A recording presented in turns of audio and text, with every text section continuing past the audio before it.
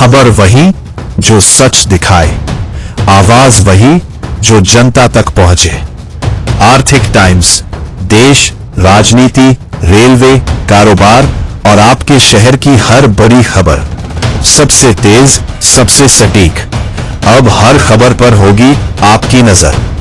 आप देख रहे हैं आर्थिक टाइम्स, सच्ची खबर, बेबाक आवाज। सच्ची खबर, बेबाक आवाज। अभी सब्सक्राइब करें आर्थिक टाइम्स यूट्यूब चैनल। हर खबर पर पैनी नजर। এবারে 2026 আপনার যে ঐতিহাসিক আপনার সমাবেশ হতে চলেছে 21শে জুলাই, কিষাণ কংগ্রেসের তরফ থেকে কত লোক আসবে আপনার? আজকে আমাদের পশ্চিমবঙ্গ প্রদেশ কৃষক কংগ্রেসের আজকে আমরা এখানে মিটিং ডেকেছিলাম। আমাদের সভায় আমাদের পশ্চিমবঙ্গ প্রদেশ কৃষক কংগ্রেসের যারা ভাইস চেয়ারম্যান আছে, যারা সাধারণ সম্পাদক আছে, যারা সম্পাদক আছে, যারা ডিস্ট্রিক্ট কৃষক কংগ্রেসের চেয়ারম্যান আছে, যারা এক্সিকিউটিভ কমিটির মেম্বার আছে, মানে সমস্ত আমাদের নেতৃত্বকে নিয়ে আজকে মিটিংয়ে বসেছিলাম।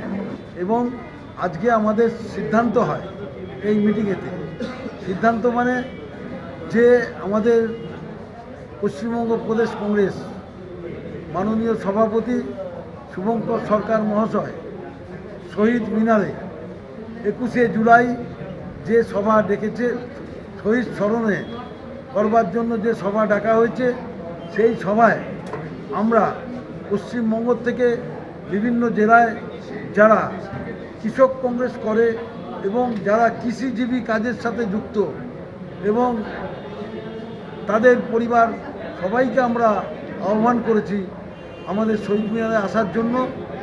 কারণ এর আগেও কোনো একটা দল ডিজে বাজিয়ে এই শহীদ স্মরণ করত, কিন্তু আমরা প্রত্যেক বছর বছর বিভিন্ন জেলাতে শহীদ স্মরণ করেছি এবং আমরা নিয়ম অনুসারে করেছি। এবারও শহীদ স্মরণ যেটা হবে আমাদের শহীদ মিনারে, আমরা আমাদের প্রদেশ কৃষক কংগ্রেসের ব্যানার সহকারে এবং বিভিন্ন জেলা কৃষক কংগ্রেসের ব্যানার সহকারে, সঙ্গে ব্লক কৃষক কংগ্রেসের ব্যানারও থাকবে, সবাই আমরা একসঙ্গে যোগ দেব আমাদের শহীদ মিনার ময়দানে। আচ্ছা, আপনারা যারা বাইরে থেকে আসবে কিষাণ কংগ্রেসের তরফ থেকে, তো তারা যদি অসুস্থ হয়ে পড়ে তাদের জন্য কি ব্যবস্থা রেখেছেন আপনারা? যারা অসুস্থ হবে তাদের জন্য আমাদের প্রদেশ কংগ্রেসের পক্ষ থেকে মেডিকেল টিম থাকবে, কারণ আমাদের মেডিকেল সেল একটা প্রদেশ কংগ্রেসের আছে এবং তারাও সভাপতির সাথে কথা বলেছেন, সভাপতিও তাদের সাথে কথা বলছেন বিভিন্ন ব্যাপারে, যাতে কারোর কোনো অসুবিধা না হয় দেখবার জন্য। কোথাও যদি বাধাপ্রাপ্তের মুখে পড়তে হয় তাহলে তাদের বিরুদ্ধে আপনারা কীভাবে এ করবেন? শহীদ স্মরণে বাধাপ্রাপ্ত হতে হবে বলে আমি মনে করি না, এবং যারা বাধাপ্রাপ্ত চিন্তাভাবনাও করবে তারা যে তাদের মধ্যে কোনো মনুষ্যত্ব আছে সেটাও আমি মানে থাকে না আর কি, যারা এইসব চিন্তাভাবনাও করে।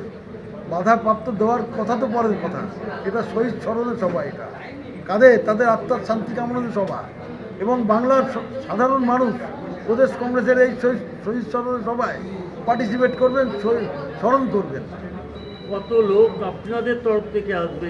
আমাদের তরফ থেকে শুনুন, আমি আবার বলছি, অগণিত মানুষ আসবে, লোকের সংখ্যা বলা যায় না, অগণিত মানুষ আসবে এবং শহীদ মিনার ভর্তি থাকবে, তার উপচে বাইরেও দেখবেন ভিড় রয়েছে স্মরণ করার জন্য। আচ্ছা দাদা, কী কী নির্দেশ দিলেন আপনি যত লোক ছিল জেলা সভাপতি?